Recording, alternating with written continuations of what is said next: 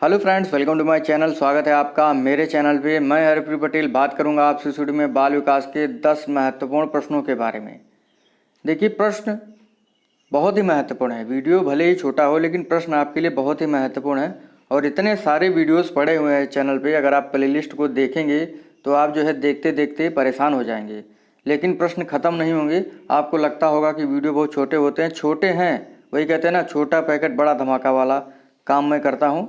ज़्यादा टाइम नहीं आपका लेता हूँ। अभी देखिए एग्ज़ाम नहीं चल रहा, इसी वजह से टाइम ज़्यादा नहीं ले रहा हूँ, छोटे छोटे वीडियोस बना रहा हूँ। जैसे ही एग्ज़ाम का डिक्लेरेशन हो जाता है कि शिक्षक भर्ती कब होगी, टेट का एग्ज़ाम कब होगा, तो जो है उसी हिसाब से फिर वीडियोस की लेंथ जो है बढ़ने लगेगी।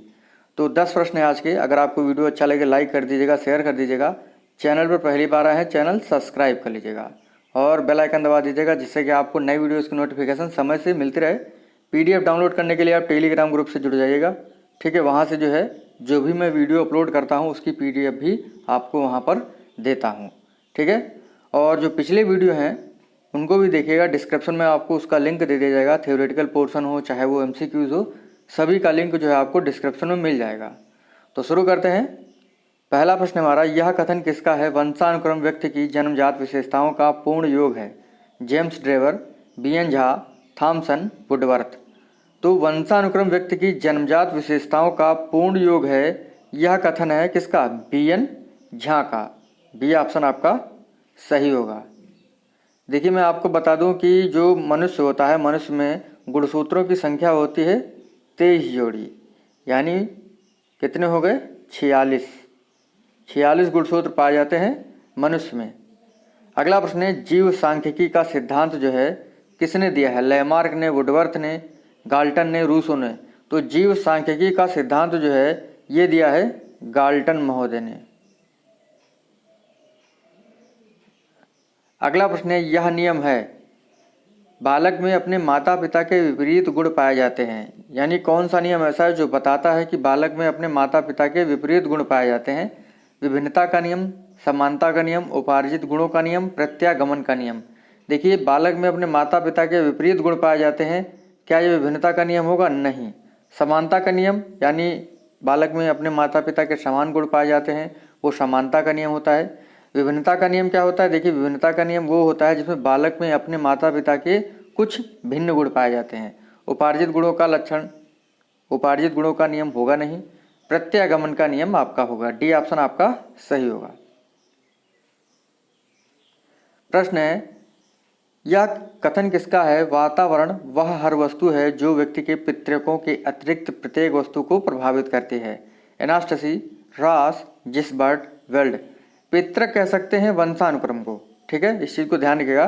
तो यह कथन किसका है? वातावरण वह हर वस्तु है जो व्यक्ति के पितृकों के अतिरिक्त प्रत्येक वस्तु को प्रभावित करती है। तो ये कथन होगा एनास्टसी का, ठीक है। पहला ऑप्शन आपका राइट होगा।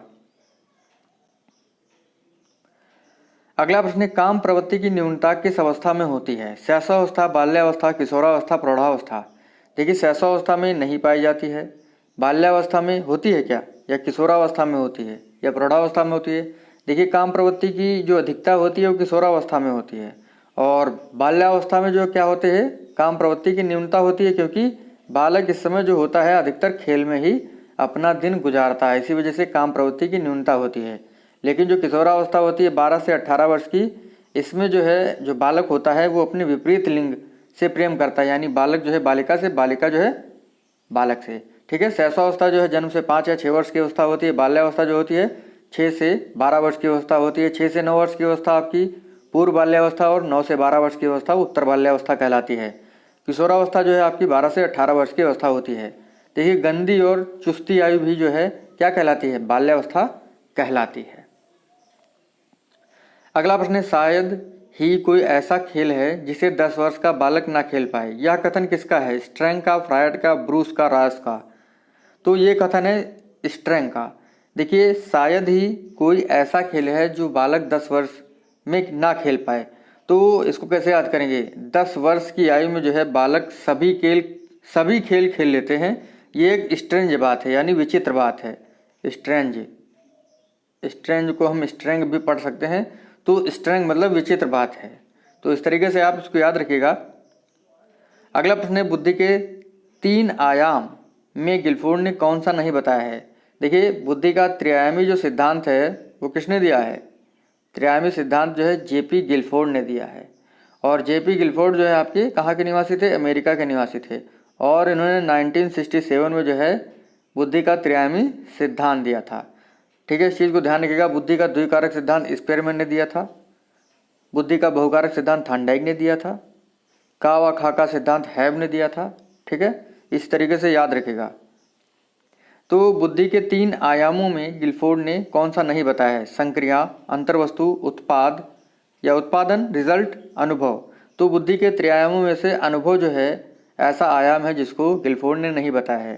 संक्रिया, देखिए संक्रिया ऐसी होती है जब हम किसी कार्य को करने के लिए अपने मन में जो है सोचते हैं।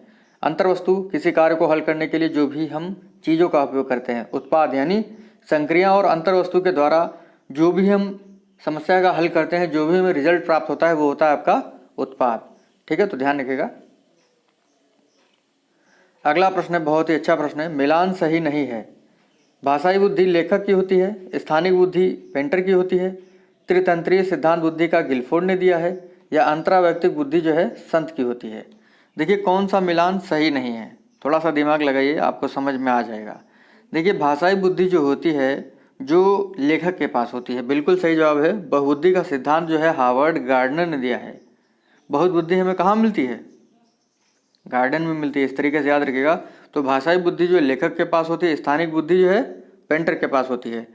त्रितंत्री जो सिद्धांत है ये गिलफोर्ड ने नहीं दिया था, रॉबर्ट स्टर्नबर्ग ने दिया था। ठीक है। अंतरावैयक्तिक बुद्धि संत, यानी जो स्वयं को अच्छे से समझता है उसके पास अंतरावैयक्तिक बुद्धि होती है, वो होता है आपका संत। तो आपका जो है मिलान कौन सा सही नहीं है? आपका सी ऑप्शन जो है सही नहीं होगा। मतलब सी ऑप्शन जो है कथन के अनुसार सही है। ठीक है, ये मिलान सही नहीं है। अगला प्रश्न है आपका, घटकी बुद्धि, अनुभविक बुद्धि और सांदर्भिक बुद्धि के प्रकार बताए हैं। किसने? कुले ने, मिड ने, एरिक्सन ने या स्टर्नबर्ग ने? देखिए, बुद्धि के त्रितंत्रीय सिद्धांत के अंतर्गत जो है रॉबर्ट स्टर्नबर्ग ने जो है बुद्धि के 3 प्रकार बताए हैं, घटकी बुद्धि, अनुभविक बुद्धि और सांदर्भिक बुद्धि। आइए इसको जान लेते हैं कि ये क्या होती है। देखिए, घटकी बुद्धि क्या होती है? व्यक्ति समस्या समाधान करने के लिए प्राप्त सूचनाओं का विश्लेषण घटकी बुद्धि के अंतर्गत करता है। घटकी बुद्धि जिसके पास होती है वो विश्लेषण और आलोचना अच्छे से कर लेता है। दूसरी आपकी बुद्धि अनुभविक बुद्धि। अनुभविक बुद्धि होती है नए नियम, नए सिद्धांत और नई चीज़ों को बनाना। जिसके पास अनुभविक बुद्धि होती है वो नए नियम, नए सिद्धांत और नई चीज़ों का निर्माण आसानी से कर लेता है। अगला है आपका सांदर्भिक बुद्धि। पर्यावरण के साथ यह बुद्धि जो होती है सांदर्भिक बुद्धि, ये अनुकूलन बनाना व्यक्ति को बताती है।